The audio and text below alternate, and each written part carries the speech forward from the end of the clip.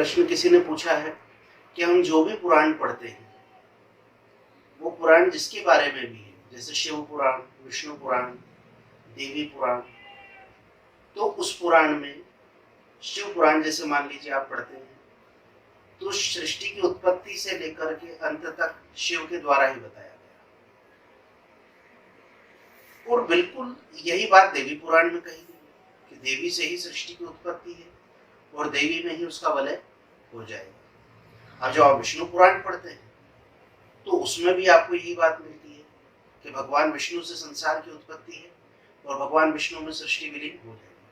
कहने का अर्थ है जिस देवी या देवता से संबंधित वो पुराण है उसी से सब कुछ सृष्टि की, जीवों की, जगत की उत्पत्ति बताई गई है और उसी में अंत बताया गया। तो संशय उत्पन्न हो जाता है कि कहाँ सही है कहाँ गलत है। ठीक है, सब कुछ सही है, गलत कुछ नहीं। अब आपको इस चीज को समझना होगा कि सब कुछ सही क्यों। उदाहरण के तौर पर हम मान लेते हैं कि आप भगवान विष्णु के भक्त हैं।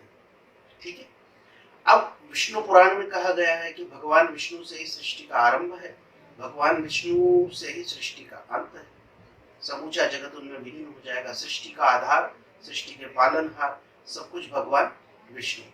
ठीक है, अब वो क्यों कहा गया है?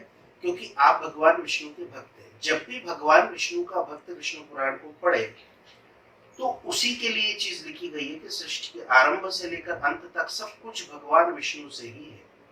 ठीक है, ऐसा इसलिए लिखा गया है कि जब आप भगवान की भक्ति करते हैं, विष्णु की भक्ति करते हैं, तो आप इस चीज को अच्छे से समझे कि जो कुछ भी है मेरे इष्ट के द्वारा ही, इससे भक्ति प्रगाढ़ होती है। ठीक है ना, एक निराकार ब्रह्म है परमात्मा जिसका कोई आकार नहीं है, सृष्टि उनसे बनती है और उन्हीं में विलीन हो जाएगी।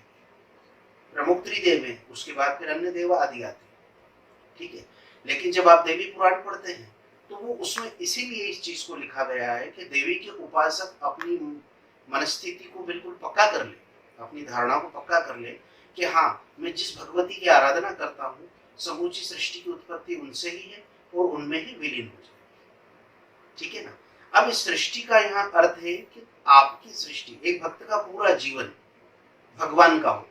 ठीक है ना, जैसे हम सुदामा को ले तो सुदामा श्री कृष्ण के भक्त हैं। अब सुदामा की मनस्थिति है कि मेरा संपूर्ण जीवन का आरंभ और संपूर्ण जीवन का अंत श्री कृष्ण से है, श्री कृष्ण से ही मेरे जीवन का आरंभ है और श्री कृष्ण से ही मेरे जीवन का अंत है। ठीक है, तो वो जो सृष्टि और चराचर जगत की बात कही गई है वो एक भक्त के लिए कही गई है ताकि वो भक्त अपने जीवन का आरंभ और अपने पूरे जीवन का अंत अपने इष्ट से माने।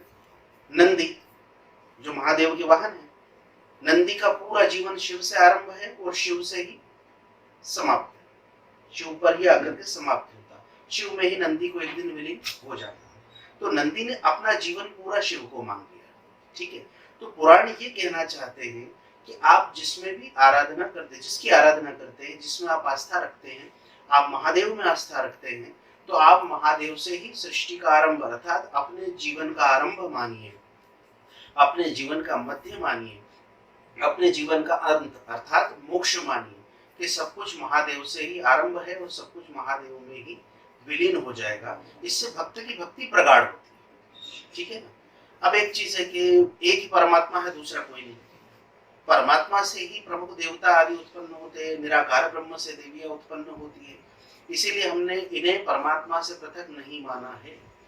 निराकार की उपासना कठिन हो जाती है कभी कभी, तो हम साकार की उपासना करते हैं।